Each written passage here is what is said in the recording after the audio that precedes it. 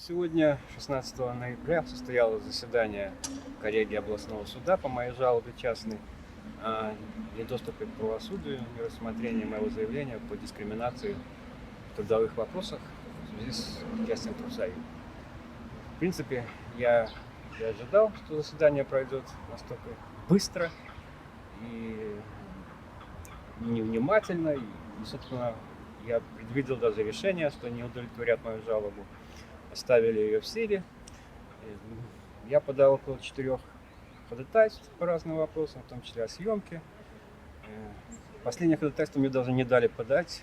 Суд настолько быстро убежал в комнату, что явно было заготовлено. Ну, я ожидал, в принципе, такого решения, поэтому я уже заготовил жалобу в порядке надзора на имя председателя суда областного. Я сразу же передал эту жалобу, приложил ходатайство, которое я не смог подать на суде.